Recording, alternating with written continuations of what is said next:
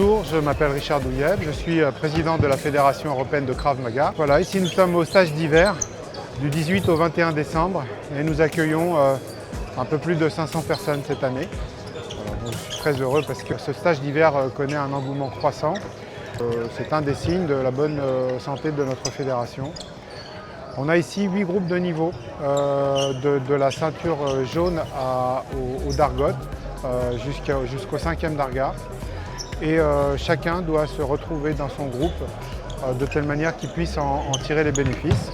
On va vous présenter pour le groupe des confirmés un exercice qui vise à intégrer des automatismes de défense dans des situations complexes. Il va y avoir un partenaire qui sera au milieu, c'est lui qui fera l'action, et il aura plusieurs partenaires, deux devant et un derrière. Devant, il y aura un partenaire qui utilisera un bâton.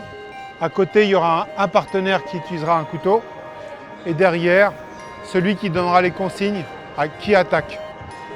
Celui qui va effectuer les défenses, il ne saura pas qui est l'attaquant. Lui-même, régulièrement, il étranglera, il saisira, ou alors, à son signal, hop, le défenseur devra se retourner et faire une bonne défense contre un coup de pied ou un coup de poing.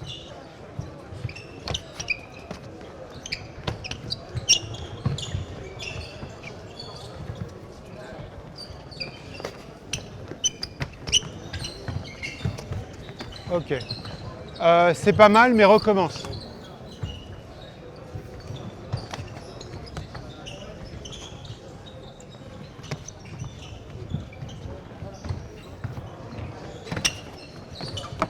Ok. Alors c'est bien, mais ça peut être plus précis. Donc on va recommencer avec le coup porté avec le direct du point droit. Voilà. Ok. Ok, c'est presque parfait. Tu vas juste lever plus haut le bras pour que l'épaule empêche la saisie de son bras droit. D'accord. Ok, super. Tu vas recommencer en donnant avec vraiment ta droite. Ok, très bien. Là, il était loin.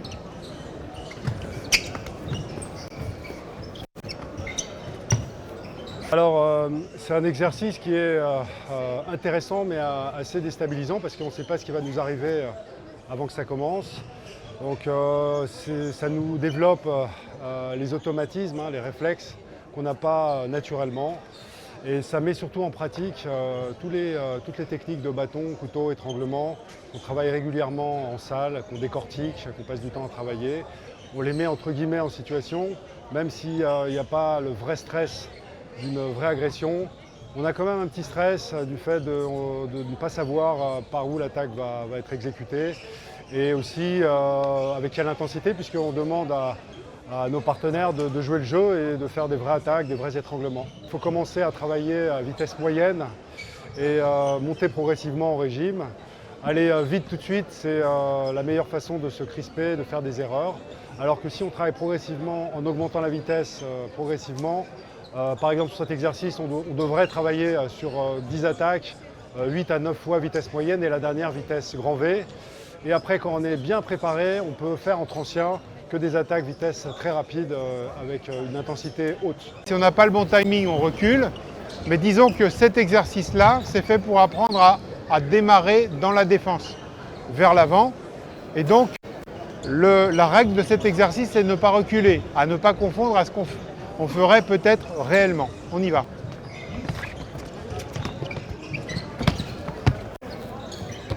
C'est très bien, mais moi, ce qui m'intéresse, c'est que ça soit le mieux possible. C'est-à-dire que si on est à 95, on va essayer d'être à 100. Et donc là, tu vas insister sur cette droite que je n'ai pas bien vue.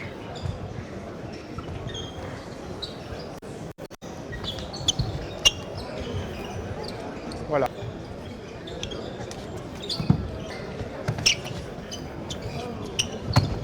Ok. La même chose avec les deux bras complètement joints.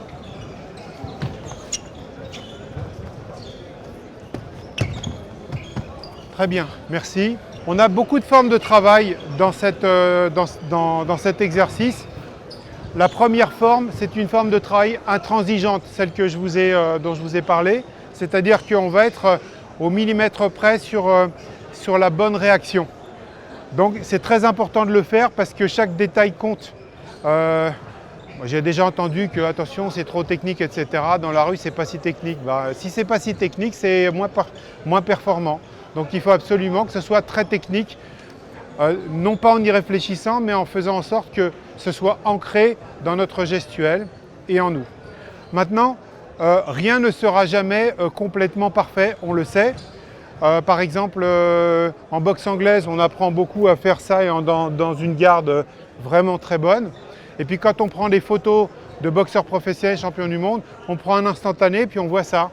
On voit ça. On voit que le point n'est pas toujours aussi haut, etc. C'est impossible que ça soit 100% bien.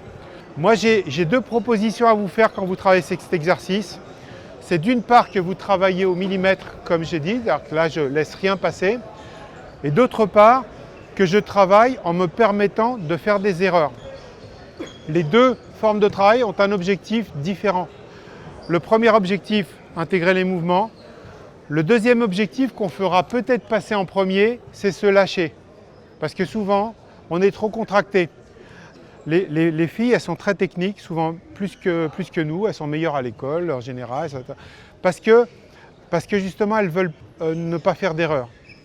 Nous, il y a certains moments comme là, on ne veut pas ne pas faire d'erreur.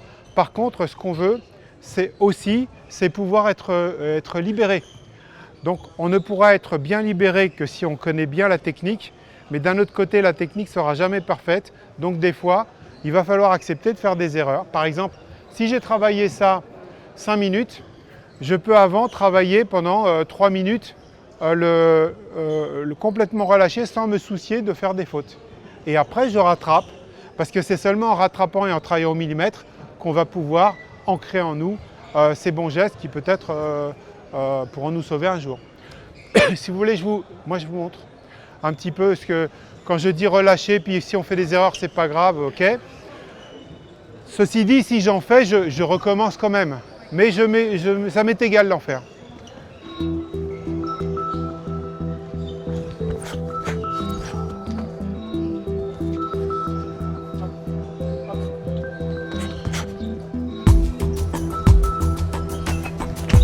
Sur moi.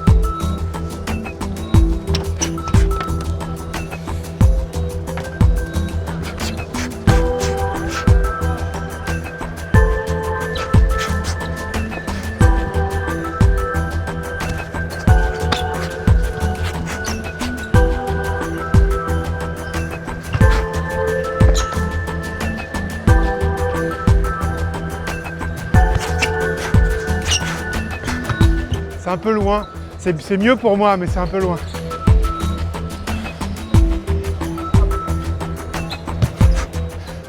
Pareil, c'est un peu loin, c'est facile.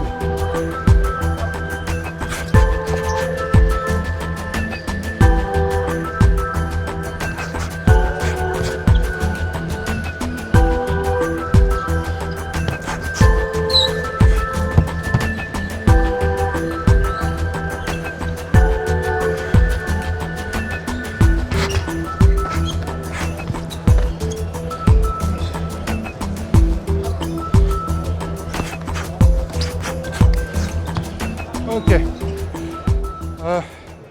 Donc là, c'était pas parfait, mais ça m'a permis de me lâcher. Et en fait, ce qui est important là-dedans, dans ce travail-là, c'est que ça me soit égal de faire bien ou pas. Parce qu'en m'habituant à ce que ça me soit égal, ça me permet d'avoir une émotion zéro. Je ne suis pas parasité par « oh là là, il faut absolument que je fasse complètement bien ».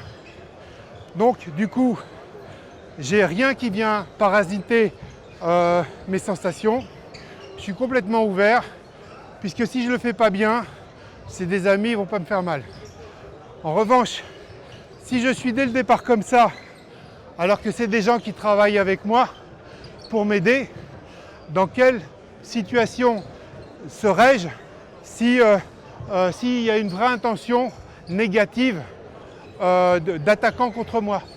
Vous comprenez? Là, si moi je suis dans cette tension tout le temps, c'est-à-dire le pitbull qui vient pour travailler, le gars, après à un moment donné, il va tomber sur un vrai méchant, il ne va jamais pouvoir monter, il est déjà à 19 de tension.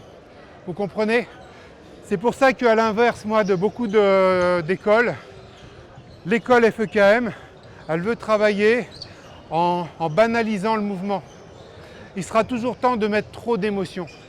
Mais si vous arrivez à avoir dans un véritable moment de danger 15 de tension au lieu de 19, vous avez déjà gagné beaucoup de choses.